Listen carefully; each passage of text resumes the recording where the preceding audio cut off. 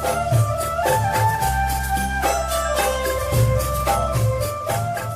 को आज कहां यूट्यूब चैनल की ओर से आप सभी का बहुत बहुत स्वागत है। प्रस्तुत है गरुड़ पुराण कथा सार भाग 1। कैसा लगा? आपके कमेंट की प्रतीक्षा रहेगी। वीडियो को लाइक करें, शेयर करें और यदि अभी तक सब्सक्राइब नहीं किया है तो हमारे चैनल को सब्सक्राइब भी अवश्य कर दें। श्री भगवान वेदव्यास व्यास द्वारा रचित 18 पुराणों में एक पुराण गरुड़ पुराण भी है। मृत्यु के उपरांत जीवात्मा की क्या गति होती है, उसके उद्धार के लिए क्या क्या उपाय हैं, इसका विस्तृत वर्णन पक्षीराज गरुड़ और श्री लक्ष्मीपति नारायण के संवाद से पता चलता है। किसी विशेष अवसर पर ही नहीं, किसी भी समय इसके श्रवण से कुमार्गी सुमार्गी, अधर्मी धर्मी बन सकता है, आवागमन से मुक्त हो सकता है। प्रस्तुत है इसके कुछ संपादित अंश। संपादक पंडित मानिकलाल मिश्र जी महाराज, प्रस्तुति निशाकांत मिश्र की और कथावाचक हैं रायबरेली के महानतम विद्वान पंडित श्री रामचंद्र जी महाराज। वही भगवान कह रहे हैं कि हे गरुड़, ऋतु मध्य ही पापानाम देहोत्पत्ति प्रजायते। ये जो देह की उत्पत्ति है पाप काल में उत्पन्न होता है ये शरीर। ऋतु मध्य ही पापानाम देहोत्पत्ति प्रजायते इंद्रस्य ब्रह्म हत्यास्ति यस्मिन् तस्मिन् दिनत्रये। तो उसमें क्या स्थिति है? प्रथमे हति चांडाली। स्त्री इस समय में प्रथमे दिन चांडाली का स्वरूप होती है। उसको किसी को स्पर्श नहीं करना चाहिए, बर्तनों को नहीं छूना चाहिए। भोजन निर्माण की बात ही अलग है, एकांत ले लेना चाहिए। प्रथमे अहनि चांडाली द्वितीय ब्रह्मघातिनी। दूसरे दिन उसको ब्रह्म हत्यारिणी का स्वरूप होता है। तृतीय रजकी होता और तीसरे दिन अशुद्धा स्वरूप में धोबिन का स्वरूप होता है। नरकागत मातरा और चतुर्थे भी शुद्ध। चतुर्दिन शुद्ध होती है पूजन, परंतु पूजन के योग्य 7 दिन के उपरांत होती है। 21 दिन का पूजन ही इनका जो है संपूर्ण मास का पूजन मान लिया जाता है। कर्मणा देव नेत्रेण जंतुर्देहोपत्ते। इसलिए पाप के समय में शरीर उत्पन्न होने के कारण स्त्री और पुरुष के द्वारा कणाश्रया कललम तेक रात्रेण। एक रात्रि में जो है ये शुक्राणु कलल के रूप में, 5 रात्रि में बुधबुध के रूप में और 10 दिन में बेर के समान, तथा उसके पश्चात मांसपेशियों से अंडाकार हो जाता है। मासेन तु शिरोदोभ्याम बहुवांगाद्य विग्रह नखलोमास चर्माणी लिंगस छिद्रो भवेस्त्रिभिः। 1 मास में सिर, 2 मास में भुजाएं और बाहुआदि शरीर सभी अंग, तीसरे महीने में नाखून, रोया, हड्डी, चर्म तथा गुह्य अंग आदि उत्पन्न होते हैं।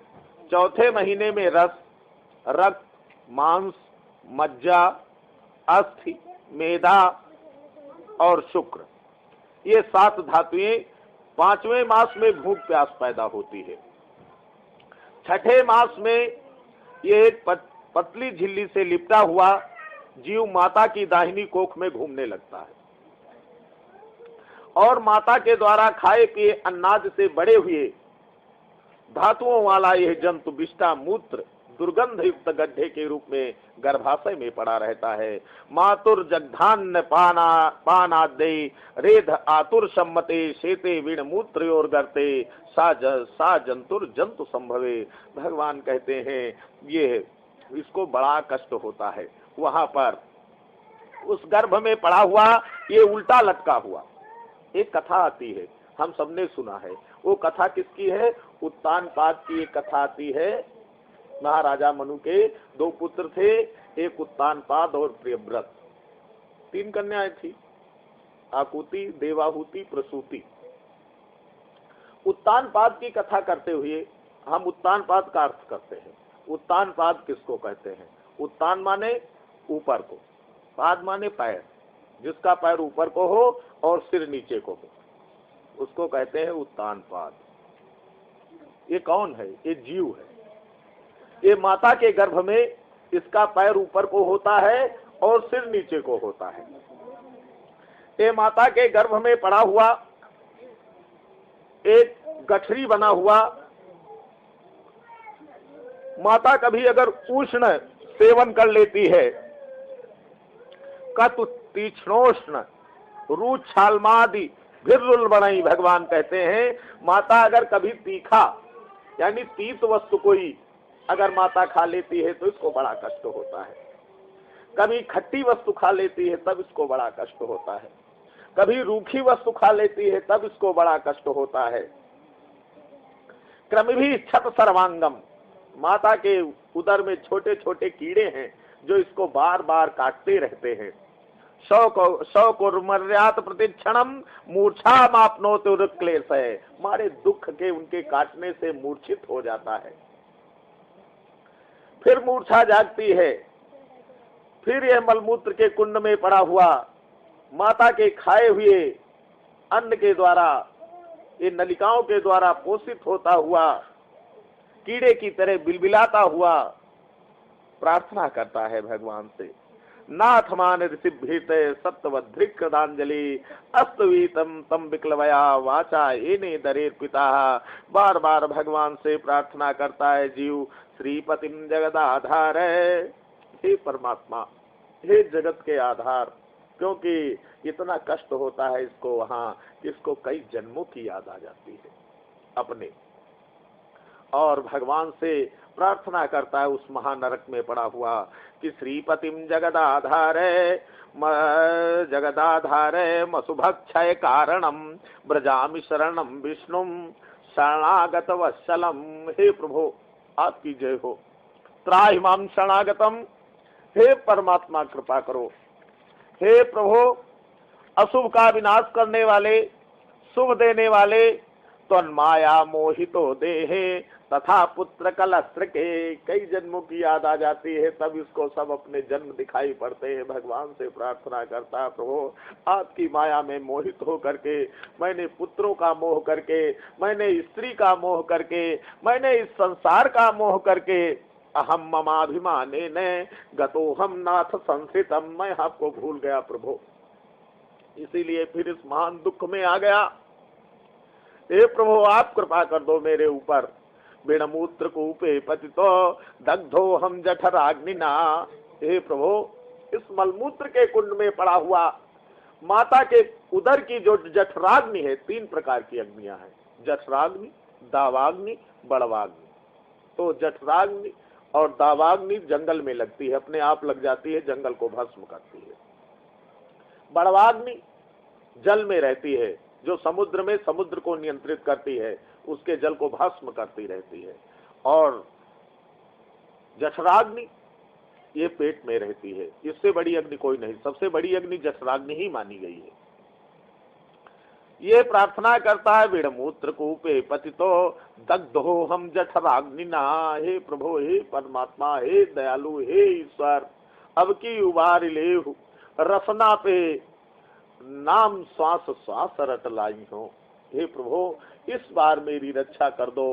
त्राहि माम शरणागतम, आपका श्वास श्वास पर नाम लूंगा। ये भैया, ये जितने भी संसार के स्त्री पुरुष हैं, जितने भी स्वस्थ शरीर वाले हैं, बताया गया है पुराण में कि 24 घंटे में 23,460 सांसें लेते हैं। 23,460 सांसें, और वादा करके आया है कि हे परमात्मा आपका नाम श्वास श्वास पर लूंगा। ये भगवान से प्रार्थना करके आया है। एक संत कहते हैं दुखी होने का कारण कि इस संसार में आकर के ये जीव दुखी क्यों है। 10 मास रहो जब गर्भ महा, तब ही प्रभु से तुम कौल किया, मैं बाहिर हुए प्रभु भक्ति करो, ते ही कारण तो ही निकाल दिया, इत आये यह सब भूली गए, ते ही कारण लोग भय दुखिया। क्योंकि भगवान से वादा किया है और भगवान से वादा करके फिर भूल गया। क्यों? भगवान कहते हैं कि जब गर्भ में मेरी प्रार्थना करता है तब मैं एक अंगुष्ठ मात्र का शरीर धारण करके उसके सामने उपस्थित हो जाता हूँ। तो वो कहता है कि हे परमात्मा मेरे सामने ही रहो, क्योंकि उसके दुखों का विनाश हो जाता है, उसके सारे दुख विनाश को प्राप्त हो जाते हैं। भगवान भी सामने हो फिर भी दुख हो, कैसे हो सकता है? तब वो कहता है कि परमात्मा मेरे समक्ष ही रहो, आपकी कृपा मेरे ऊपर ऐसे ही बनी रहे प्रभु, अब मैं कहीं नहीं जाऊंगा, आप मेरे सामने रहे।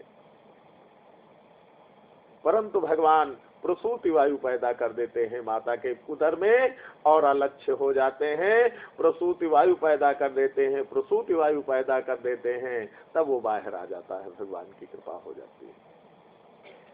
इस संसार में जब आ जाता है तब फिर भूल जाता है भगवान को, क्योंकि यहाँ पर उसकी दो स्त्रियां हो जाती हैं, एक सुरुचि और एक सुनीति। सुरुचि यानी सुंदर रुचि, सुरुचि का मतलब क्या है? सुंदर रुचि। ये किससे संचालित है? मन से। अभी थोड़ी देर में ये खाया है, तब तक थोड़ी देर में उधर देखा कि अब पेड़ा खाया, पानी पिया, तब तक देखा समोसा निकलना है, कहा समोसा भी खाएंगे। यानी मन किससे संचालित? सुरुचि से। सुरुचि ही मन है, उसी से संचालित है। गोस्वामी जी महाराज जी कहते हैं कि मन बड़ा कपटी है, बड़ा दुष्ट है। कबहू मन रंग तू रंग चढ़े, कबहू मन सोचत है धन को, कबहू मन कामिनी देखी चले, कबहू मृग होई फिरे बन को, कबहू मन रंगों में भंग करे, कबहू मन साजत है रण को। मने मन में झगड़ा होता रहता है। कबहू मन रंगों में भंग करे, कबहू मन साजत है रण को, कहे तुलसी सुविचार करो कर शांत सदा कपटी मन को। इस मन को कहाँ ले जाना है? इस मन को भगवान की शरण में ले जाना है। भगवान कहते हैं कि इस उत्तानपाद को सुरुचि से बहुत प्रेम हो जाता है। सुनीति का तो इसने त्याग कर दिया है, सुनीति को तो इसने पक्षियों को हड़ाने के लिए अपने भवन के ऊपर भेज दिया है, उसको केवल एक सिर जौ देता है। आनंद तो सुरुचि कर रही है, ये भूल गया है और ये भूल जाता है। सुरुचि से इसका प्रेम चला जाता है, सुरुचि से प्रेम रहता है, सुनीति से प्रेम नहीं रहता तो उसका पुत्र नहीं मिल पाता। सुरुचि के पुत्र का नाम है उत्तम। सुरुचि के पुत्र का क्या नाम है? उत्तम। उत्तम का अर्थ कर लेते हैं उद्धंतम। उद माने ईश्वर, तम माने अंधकार। उद माने ईश्वर, तम माने अंधकार। यानी जब ईश्वर की तरफ को ये उत्तानपाद बढ़े तो बीच में तम आ जाए और उद उस पार हो जाए। यानी मध्य भाग से सोहत कैसी, ब्रह्म जीव बिच माया जैसी। यानी ये माया जो है भगवान तुम्हारे हृदय में विद्यमान है, वो परमात्मा अस प्रभु हृदय अक्षत अविकारी। भगवान हृदय में विद्यमान है, परंतु अहंकार रूपी जो है, तम रूपी, अभिमान रूपी, जो अज्ञान रूपी अंधकार है, जो उसका पर्दा पड़ा हुआ है, जब तक वो पर्दा फाड़ा नहीं जाएगा, वो घर इन चर्म चक्षुओं से भगवान नारायण का दर्शन कैसे किया जा सकता है? वो घर ही विमल विलोचन ही के, जब तक दिव्य दृष्टि नहीं प्राप्त होगी। अर्जुन को दिव्य दृष्टि दी गई तो भगवान के दर्शन हुए, संजय को दिव्य दृष्टि दी गई तो भगवान के दर्शन हुए। उसी तरह भक्तों को कब भगवान के दर्शन होते हैं? उघर ही विमल विलोचन ही के, मिटहि दोष दुख भव रजनी के। जब अंतःकरण की आंखें खुल जाती हैं तो परमात्मा का दर्शन हो जाता है। परमात्मा कहीं दूर नहीं है, वो बहुत सन्निकट है, परंतु यह उत्तानपाद भूल गया है, इसको सुरुचि से प्रेम है, इसलिए इसको उनके दर्शन नहीं होते। क्योंकि सुनीति के पुत्र का नाम तो ध्रुव है, ध्रुव को तो इसने भगा दिया, ध्रुव को तो इसने त्याग कर दिया सुरुचि के कहने पर, इसलिए भगवान नहीं मिलते हैं उत्तानपाद को। और सुनीति से प्रेम करे तो ध्रुव मिल जाए। ध्रुव किसे कहते हैं? ध्रुव यानी नारायण। अटल, अटल कौन है? भगवान अटल है। तो आज भगवान कह रहे हैं कि ये इस संसार में पड़ा हुआ, ये जैसे इस संसार में आता है ये भूल गया अपने वादे को। इसने वादा क्या किया है मुझसे कि आपका नाम श्वास श्वास पे लूंगा। और कितनी श्वासें लेता है? 23,460। कितनी श्वासें सार्थक करता है नाम लेने का। जब से ये कथा भगवती शिवा ने सुनी भगवान शिव के मुख से, तो माता जगत जननी जगदम्बा भगवती शिवा भगवान के सहस्र नाम का पाठ निरंतर करने लगी। एक दिन भगवान शिव को आहार देती हैं और भगवान शिव से कहा प्रभु आप आहार लीजिए। भगवान शिव कहने लगे देवी आज तो आपको भी मेरे साथ आहार में बैठना पड़ेगा, आज हम दोनों साथ साथ ही आहार लेंगे। माता कहने लगी है कि हे प्रभु अभी मैंने अपना नित्य कार्य पूर्ण नहीं किया, क्योंकि स्त्री का क्या कर्तव्य है कि अगर उसका पति जल मांग लेता है और वो माला लेकर के बैठ करके जप कर रही है, माला उसका आधा ही पूरा हुआ है, परंतु पति ने आज्ञा दे दी कि मुझे जल चाहिए, तो शास्त्र कहते हैं उसको उसी जगह पर माला का त्याग कर देना चाहिए और अपने पति को उठ करके पहले जल देना चाहिए। बस उसी जगह पर उसकी माला की पूर्ति हो गई। उसकी माला की पूर्ति फिर कौन करते हैं? फिर नारायण करते हैं उसके माला की पूर्ति, क्योंकि उसने अपने धर्म का निर्वाह किया है। एक ही धर्म एक व्रत नेमा, काय वचन मन पतिपद प्रेमा। और सभी जितनी भी माताएं हैं सब एक ही शिक्षा देती हैं कि सास ससुर गुरु सेवा करेहु। भगवती सीता विदा हो रही तो शिक्षा दे रही, सास ससुर गुरु सेवा करेहु, पति रुख लगी आये सुवन सरेहु। इधर माता मैना शिक्षा दे रही है कि करेहु सदा शंकर पद पूजा और नारी धर्म पति देव न दूजा। तो भगवती शिवा भगवान शिव की आज्ञा से उनको आहार तो दे देती हैं, उनका नित्य कर्म नहीं पूर्ण हुआ है, परंतु भगवान शिव का आग्रह है कि देवी मेरे साथ बैठो, आज तुमको मेरे साथ आहार लेना पड़ेगा। भगवान से कह रही है शिवा कि हे प्रभु अभी मैंने जो है अपने नित्य कर्म को पूर्ण नहीं किया है, आप आहार ले ले, आपका प्रसाद मैं ले लूंगी। तो भगवान शिव प्रसन्न हुए माता के इस स्वरूप को देख करके, ऐसी निष्ठा ऐसी भक्ति देख करके अपने सरकार की। भगवान शिव प्रसन्न हुए और कहा देवी बस इतना कहो, राम रामेति रामेति रमे रामे मनोरमे, राम रामेति रामेति रमे रामे मनोरमे, सहस्र नाम तत्तुल्यम राम नाम वरानने। बस इतना कह देने से 1000 नाम के बराबर हो गए। क्या? राम रामेति रामेति रमे रामे मनोरमे, सहस्र नाम तत्तुल्यम राम नाम वरानने।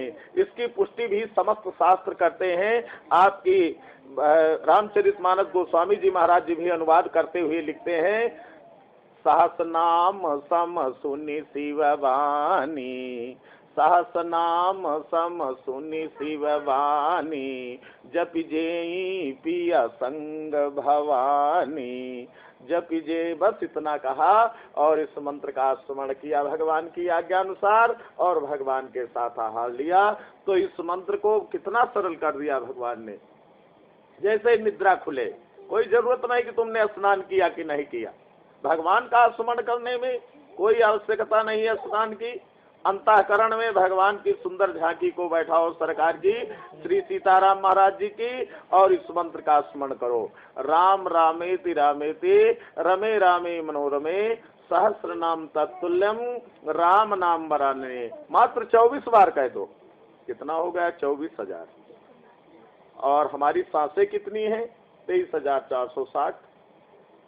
ज्यादा हो गया ना, 540 ज्यादा हो गया हमारा जब। भगवान से प्रार्थना करो कि हे परमात्मा ये 540 जो है ये पीछे बहुत बाकी है, उस खजाने में जमा करते रहो। अगर परमात्मा पूरा हो गया तो पूरा हो गया, नहीं तो अगले जन्म में इसको पूर्ण करेंगे। इस प्रकार से भगवान से नित्य प्रार्थना करो। बहुत बड़े गृहस्थ के लिए बहुत बड़ा यज्ञ पूजन की आवश्यकता नहीं है, उसको केवल यही याद करना है कि हे सरकार ये जो कुछ दिया सब आपका है, ये सब आपने दिया है, आपका है, मैं आपका मात्र प्रतिनिधि हूँ। और इस संसार में आया हूँ। आप जब तक आप अपना प्रतिनिधि रखेंगे तब तक मैं आपका प्रतिनिधित्व करूंगा, इस संसार में आपका कार्य करूंगा, और नहीं तो फिर आपकी शरण को प्राप्त हो जाऊंगा। इस प्रकार से हर स्त्री पुरुष को इस संसार में रहना है। जो ये सोच के रहता है कि नहीं यहाँ सब मेरा है, तो मोह जाल समावृता, भगवान कहते हैं वो मोह के जाल में पड़ा हुआ, सब दुख को भोगता हुआ, और अंत तो गत्वा वो अधोगति को प्राप्त हो जाता है। भगवान कहते हैं गर्भे व्याधौ श्मशाने चा पुराणे या मतिर्भवेत्। निश्चित गर्भ में कोई शरीर में रोग उत्पन्न हो जाता है, उस समय पुराण सुनने के समय मति ठीक हो जाती है, बुद्धि ठीक हो जाती है। सा यदि स्थिरताम याति, अगर यही बुद्धि स्थिर बनी रहे, यही बुद्धि स्थिरता को प्राप्त हो जाए, यानी सदैव बनी रहे, तो को ना मुच्चेत बंधनात्, तो निश्चित सब बंधन मुक्त हो जाएंगे। जितने भी यहाँ के स्त्री पुरुष हैं सब मुक्त हो जाएंगे, मुझ पर या परमात्मा में मिल जाएंगे। यदा गर्भात् बहिर्याति कर्म भोगात् अनंतरम सदैव वैष्णवी माया मोहयत्येव पुरुषम। भगवान कहते हैं वैष्णवी माया जो मेरी माया है, लक्ष्मण से भगवान कहते हैं गो गोचर जहाँ लग मनुजाई और तहाँ लग माया जाने हो भाई। ये संसार में इंद्रियों का जहाँ तक गमन है वहां तक मेरी माया है। मेरी माया से कौन बच सकता है? मेरी माया से वही बच सकता है जो मुझे याद करता है। ये माया कौन है? ये भगवान की प्रेयसी है, भगवान की नर्तकी है, भगवान के सामने नृत्य करती है भगवती माया। और जब भगवान प्रसन्न होते हैं तो कहते हैं वरदान मांग लो देवी। तो भगवती माया कहती है कि प्रभु मेरा जितने भी संसार के प्राणी हैं सबके ऊपर अधिकार हो जाए। भगवान कहते हैं देवी मेरे भक्तों को छोड़कर। कहा प्रभु आपके भक्तों के पास मैं कहाँ जाती हूँ, आपके भक्तों के पास मैं नहीं जाऊंगी, परंतु और जो जितने अन्य हैं, कहा वो सब तो तुम्हारे हैं, उनको सब उन सबको तुम पकड़ो, परंतु जो मेरे भक्त मेरा कीर्तन करते हो, अगर नर्तकी का उल्टा कर दो तो क्या हुआ? कीर्तन। नर्तकी का अगर उल्टा करो तो क्या बनता है? कीर्तन बनता है। यानी जो भगवान के नाम का स्मरण करता है, जो भगवान का कीर्तन करता है, यानी तो माया देवी फिर उसके पास नहीं आती हैं, वो अपने आप ही मुक्त हो जाता है। इसलिए सदैव एक ही बात बोलते रहो, सदैव मानसिक स्मरण करते रहो कि हे राम मैं आपको भूलूं नहीं, हे नाथ मैं आपको भूलूं नहीं। बहुत बड़ा कीर्तन करने की जरूरत नहीं है, बहुत बड़े यज्ञ करने की जरूरत नहीं है। गृहस्थ के लिए बस मात्र यही है, क्योंकि गृहस्थ धर्म से बड़ा कोई धर्म नहीं है। गृहस्थ धर्म ही एक ऐसा धर्म है जो सारे धर्मों का संचालन करता है, चाहे वो संन्यास्त धर्म हो, चाहे वो कीट पतंगे हो, चाहे जितने भी अंडज, स्वेदज, उद्भिज जो भी हैं, सबका पालन करने वाला कौन है? गृहस्थ। तो गृहस्थ धर्म से बड़ा कोई धर्म नहीं है, ये सबका पालन करता है। सबका हेतु भगवान ने इसी को बनाया है कि तुम जाकर के मेरा कार्य करो। और ये जो और इस संसार में आकर के क्या सोचना है कि जितनी भी संपत्ति है सब परमात्मा की संपत्ति है। यहाँ ना हम लेकर के कुछ आए हैं और ना लेकर के जाएंगे। जितना तुम्हारा है क्या इस संसार में? कुछ नहीं। जितना तुमने भोजन कर लिया और या जितना इस शरीर के ऊपर वस्त्र पहन लिया, बस उतना ही तो तुम्हारे काम आया। चाहे जितना इकट्ठा करके रखो, सब किसी दूसरे का है, जिसका है वो उपभोग करेगा। इसलिए तुम्हारा कुछ नहीं है।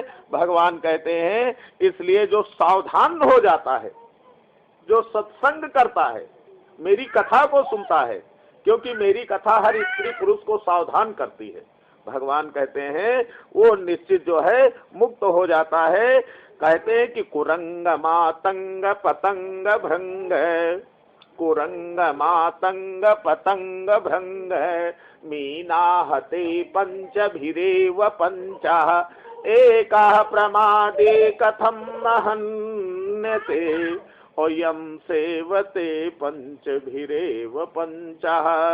कुरंग, ये 5 जीव भगवान बताते हैं कि हे गरुण, इन 5 जीवों में मात्र एक अवगुण है। कौन?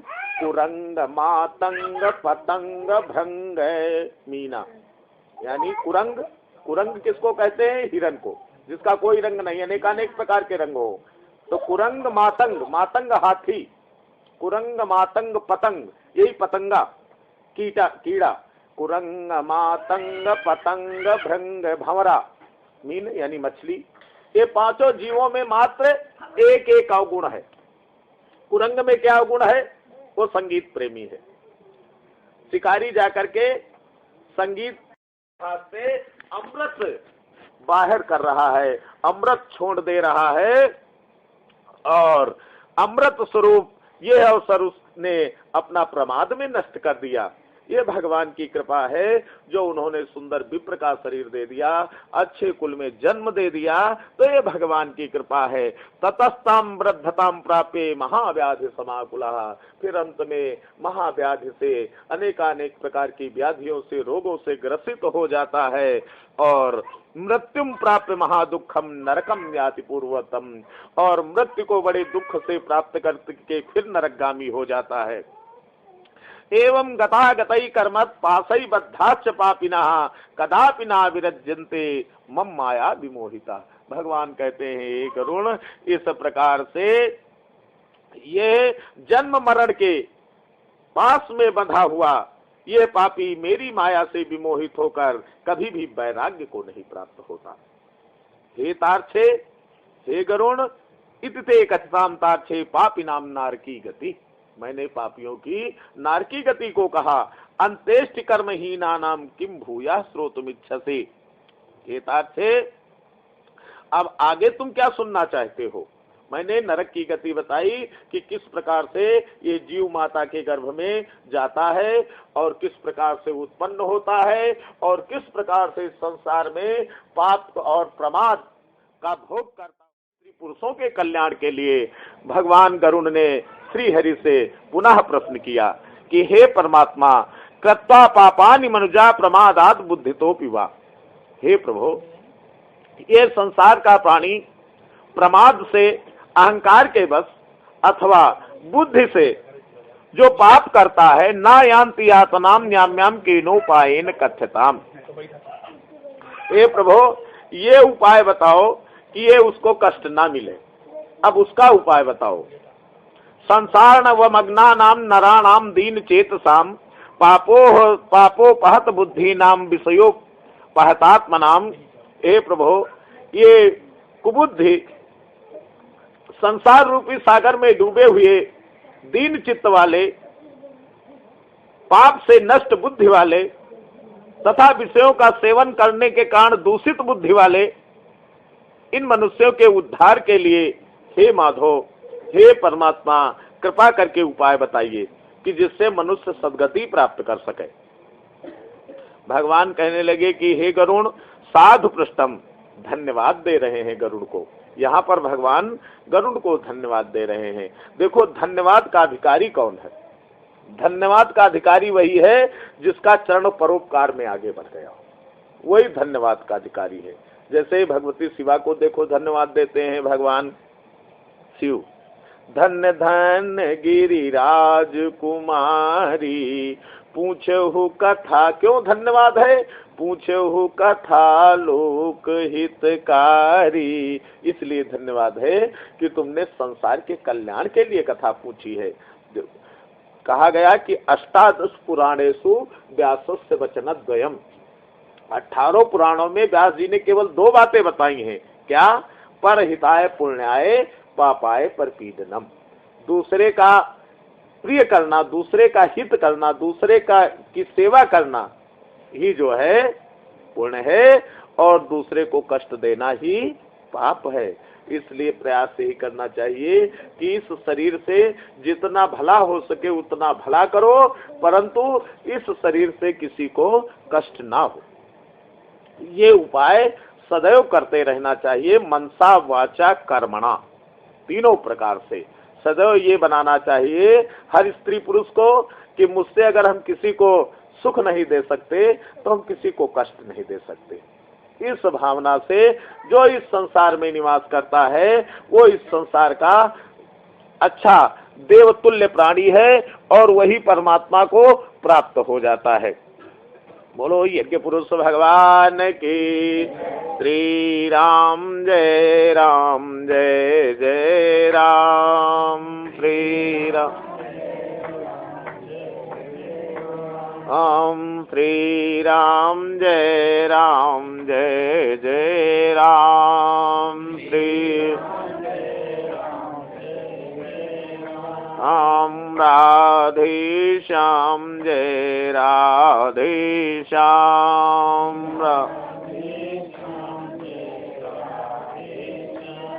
बोलो यज्ञ पुरुष भगवान की। भगवान कहते हैं कि गरुण तुमको धन्यवाद है, तुमने संसार के कल्याण के लिए अच्छा प्रश्न किया है। सावधान होकर के सुनो, मैं तुम्हें बताता हूँ। हे गरुण, मैंने इसके पहले जितनी भी ये कथा कही है ये उनकी कथा कही है जिनके संतान नहीं है। भगवान कहते हैं मैंने ये कथा उनके लिए कही है जिनको पुत्र नहीं है। पुत्रवान तथा धार्मिक मनुष्यों की कभी दुर्गति नहीं होती। यदि अपने पूर्वार्जित कर्मों के द्वारा पुत्रोत्पत्ति में विघ्न हो, अगर पहले के कर्मों के द्वारा पुत्र प्राप्त करने में विघ्न हो तो पुत्र की उत्पत्ति के लिए उपाय करें। हमारे यहाँ बहुत से उपाय बताए गए हैं, पुत्रेष्टि यज्ञ बताई गई है। भगवान स्वयं कहते हैं हरिवंश कथाम श्रुत्वा सतचंडी विधानतः। भगवान कहते हैं हरिवंश महापुराण का यज्ञ करे, कथा सुने पुत्र प्राप्त करने के लिए। सतचंडी यज्ञ करे पुत्र प्राप्त करने के लिए। भक्त्या शिवम आराधे, भक्ति पूर्वक भगवान शिव की आराधना करे पुत्र प्राप्त करने के लिए। पुत्रेत उत्पादये सुधी, इस प्रकार से पुत्र को प्राप्त करना चाहिए। पुन्नामनो नरकाद्यस्मत् पितरम त्रायते सुता, यानी जो पुत्र का मतलब पु माने नरक, त्रा माने त्राण देने वाला। पुत्र जो है वो त्राण देता है पिता को नरक से। पुत्राणाम नरकाद्यात्म पितरम त्रायते सुता, पु माने नरक, त्रा माने त्राण देने वाला यानी रक्षा करने वाला। नरक से रक्षा करने वाले को क्या कहते हैं? पुत्र। मगर पुत्रों में भी बहुत से भेद हैं। कहा गया सुपुत्र, फिर कहा गया पुत्र, फिर कहा गया कुपुत्र, फिर कहा गया महाअधम। सुपुत्र कौन है? जो अपने पिता और माता के हाव भाव से जान जाए कि मेरे पिता को इस वस्तु की आवश्यकता है या इस ये कार्य हो तो मेरे पिता संतुष्ट हो जाए, तो उसको कहते हैं सुपुत्र। और पुत्र कौन है? जो पिता आज्ञा दे कि बेटा ये कार्य होना चाहिए तो पुत्र उसको तत्काल पिता की आज्ञा करे, माता की आज्ञा का पालन करके उस कार्य को करे, उसको कहते हैं पुत्र। और तीसरा कुपुत्र, पिता कोई कार्य के लिए कहे तो पहले 50 गाली देवे, बरावे, तरह तरह की बातें कहे, उसके बाद उसी कार्य को कर देवे, वो है कुपुत्र। और महाधम उसको कहते हैं जो पिता या माता किसी कार्य को कहे तो गालियां भी दे, पीटे भी और कुछ काम भी ना करे, उनका कहना वो है महाधम। तो इस प्रकार से 4 प्रकार से पुत्रों की श्रेणी को विभक्त किया है। अगर पुत्र के लिए इसमें लिखा गया है कि जो पुत्र प्राप्त कर लेता है वो नरकागामी नहीं होता है। इसलिए अपने पुत्रों में सच्ची शिक्षा और सच्चा गुण संस्कारित करना चाहिए, क्योंकि संस्कार अगर संस्कार से संस्कारित हो गया तो फिर निश्चित है वो पुत्र निश्चित मुक्त कर देने वाला है। पुन्नामनो नरकाद्याते अस्मत् पितरम त्रायते सुता तस्मात् पुत्र इति प्रोक्ता स्वयमेव स्वयंभुवा। इसलिए भगवान श्री ब्रह्मा ने भी पुत्र प्राप्त करने के लिए उपाय किया कि किस प्रकार से पुत्र प्राप्त हो। एकोपि पुत्रो धर्मात्मा सर्वम तारयते कुलम, एक धर्मात्मा पुत्र संपूर्ण कुल को तार देता है।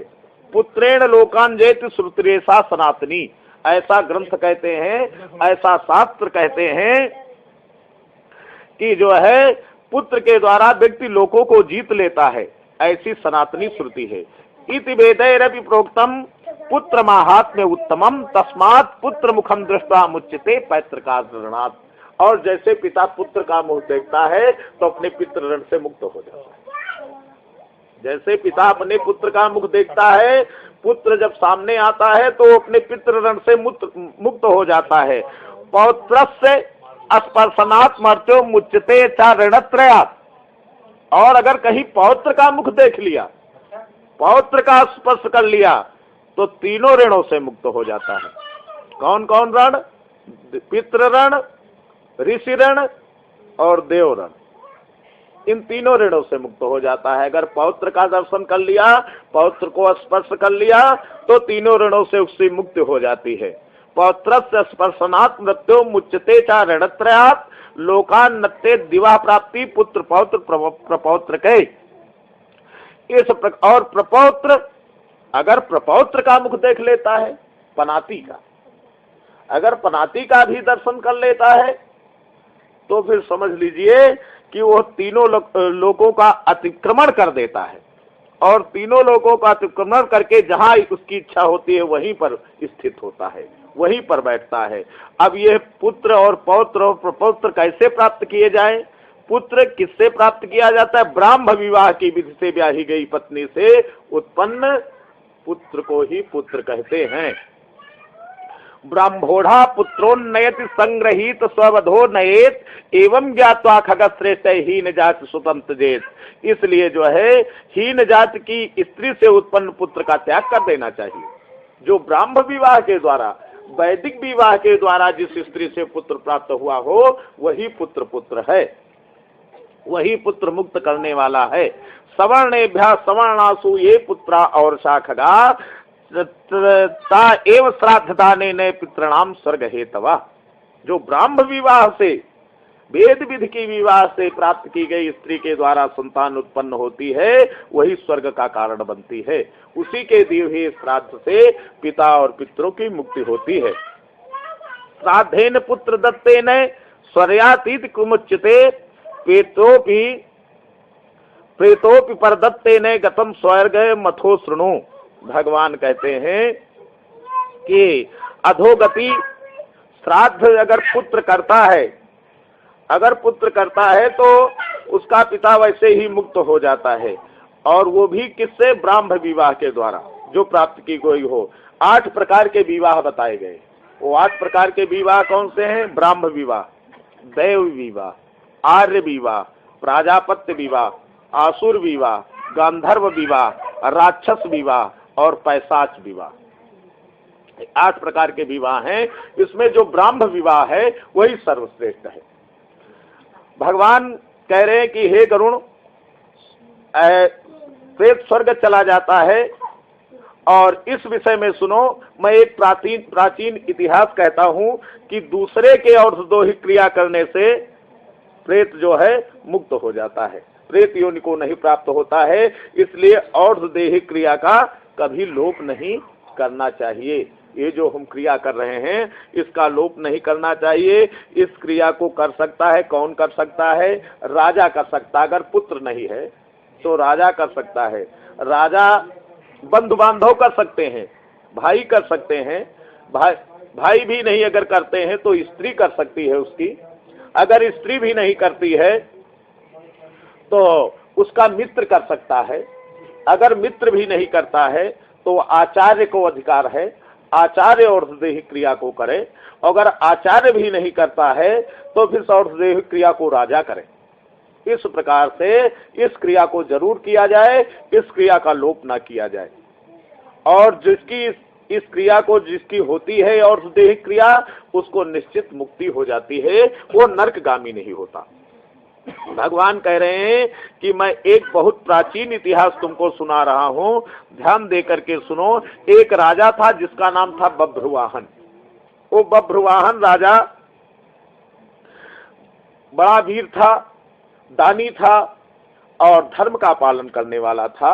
अपने प्रजाजनों को जो है यज्वादानपति श्रीमान ब्रह्मण साधु वत्सला शीलचार गुणोपेतो दया दाक्षिण्य संयुता।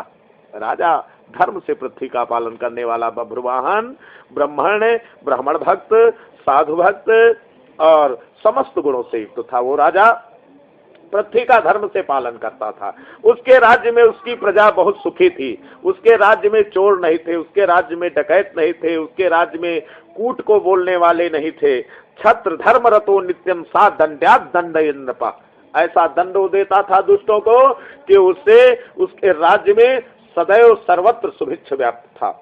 एक बार वो राजा शिकार के लिए निकला और शिकार के लिए निकल करके घनघोर जंगल में पहुंच गया और उस घनघोर जंगल में जो बनैले हिंसक पशु हैं उनका वध करता हुआ मार्ग भटक गया। प्यास से व्याकुल हो गया, भूख से व्याकुल हो गया। शरीर में जगह जगह उसके छोटे छोटे कांटों के द्वारा कहीं कहीं व्रण हो गए हैं जिससे रक्त रिस रहा है। एकाएक उसकी दृष्टि एक महाबाहु बाराह के ऊपर पड़ी। उसने अपने बाण का संधान किया और अपने लक्ष्य का भेदन किया राजा ने।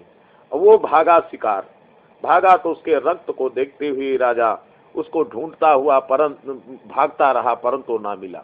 व्याकुल हो गया प्यास से व्याकुल हो करके एक जगह बैठ गया तो उसको कुछ पक्षी उड़ते हुए दिखाई पड़े दूर, तो उस दिशा में गया तो वहां एक बड़ा सुंदर सरोवर है जिसमें बड़े सुंदर सुंदर कमल के पुष्प खिले हुए हैं, जिसके चारों तरफ चिड़िया बोल रही है, गुंजार कर रही हैं, भंवरे गुंजार कर रहे हैं कमल के पुष्पों के ऊपर।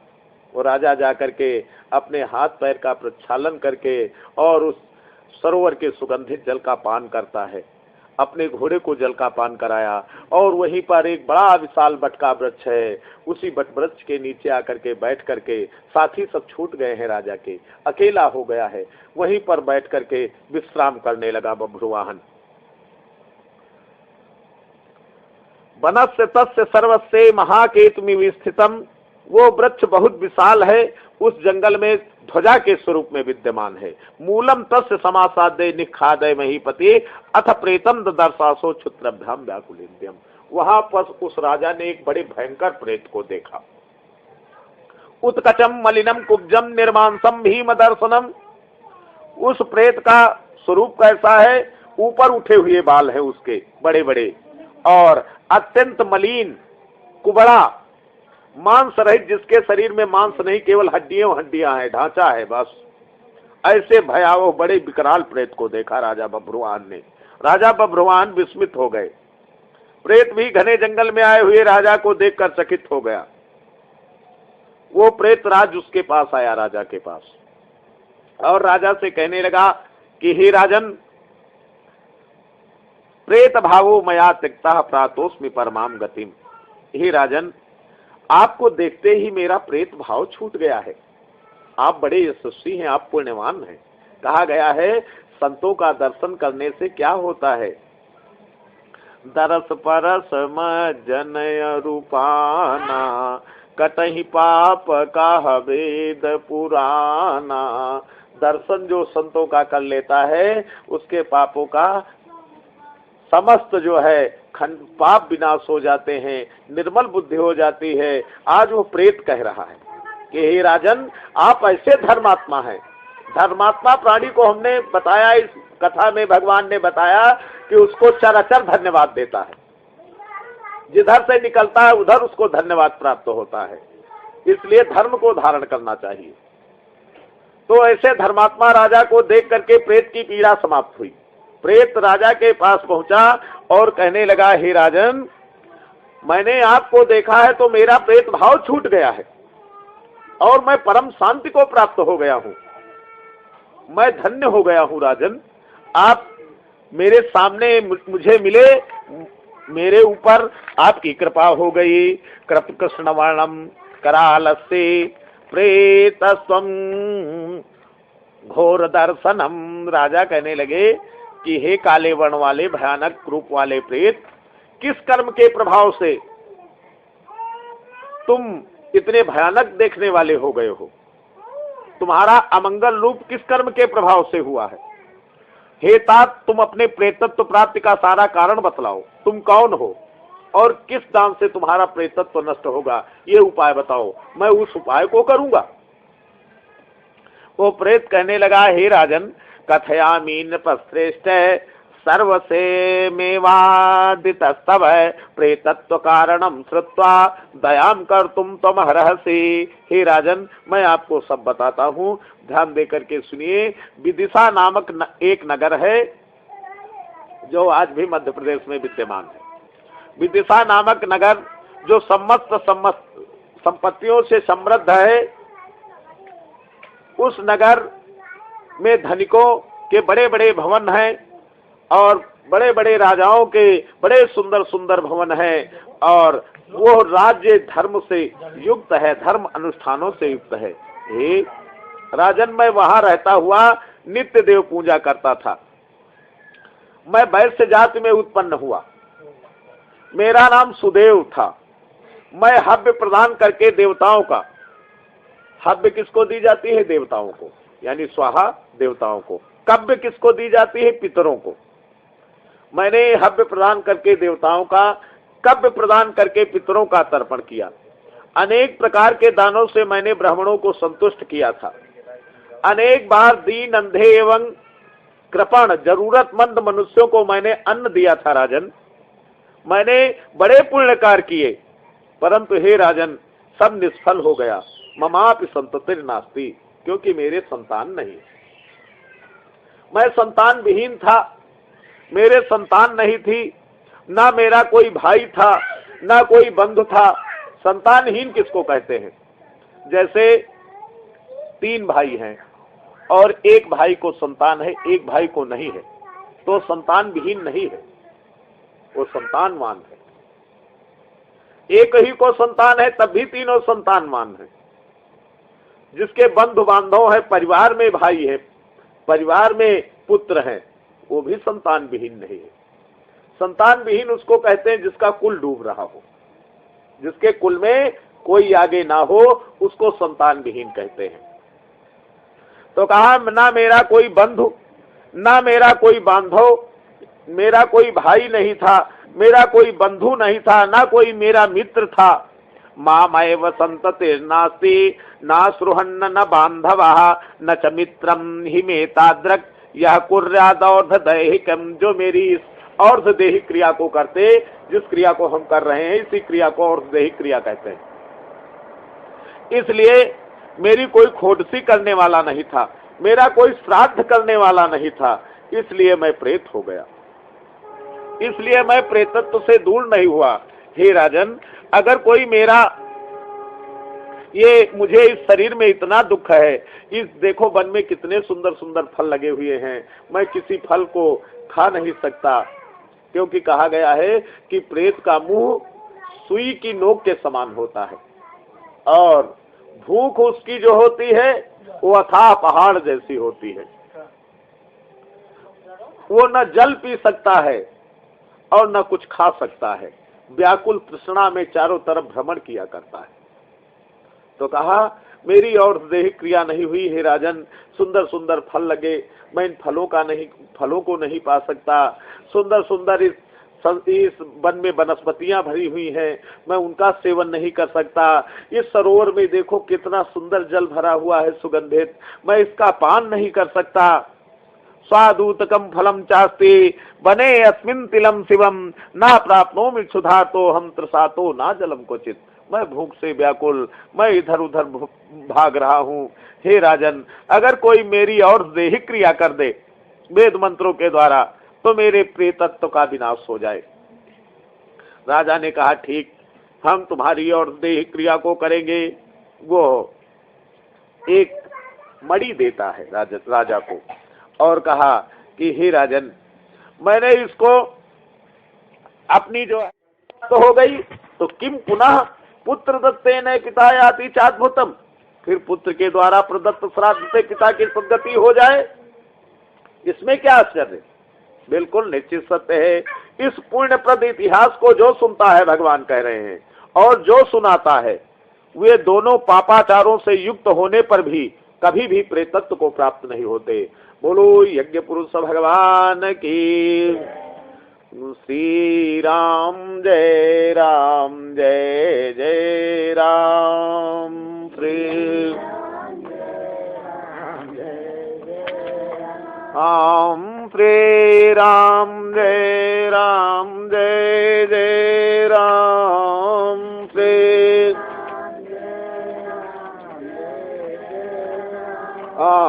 राधे श्याम जय राधे श्याम। राधे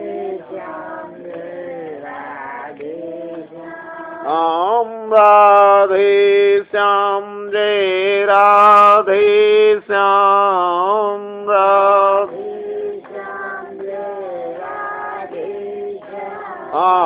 श्री राम जय जय राम। ये तो रहा गरुड़ पुराण कथा सार भाग 1। भाग 2 के साथ आपसे शीघ्र मुलाकात होगी अगले वीडियो में। विदा लेने से पहले आपको याद दिलाता चलूं कि कोरोना का संकट अभी टला नहीं है, अतः ईश्वर के प्रति पूर्ण श्रद्धा और विश्वास बनाए रखें। मास्क का प्रयोग करें, साफ सफाई और सामाजिक दूरी बनाए रखें। एक बात और, आज भारत माता का मस्तक गर्व से ऊंचा हो उठा है। जानते हैं इसका कारण क्या है? इसका कारण हमारे भारतीय वैज्ञानिकों के द्वारा कोरोना वैक्सीन का निर्माण जो कर लेना है। हमें अपने इन वैज्ञानिकों का धन्यवाद और इनका सम्मान करना चाहिए तथा कोरोना वैक्सीन के प्रयोग में अपना पूर्ण सहयोग और समर्थन देना चाहिए। प्रिय बंधु, अब आपसे विदा लेता हूं इस स्लोगन के साथ कि कोरोना चाइना हारेगा, हिंदुस्तान जीतेगा। ओम नमो भगवते वासुदेवाय। नमस्कार। जय हिंद।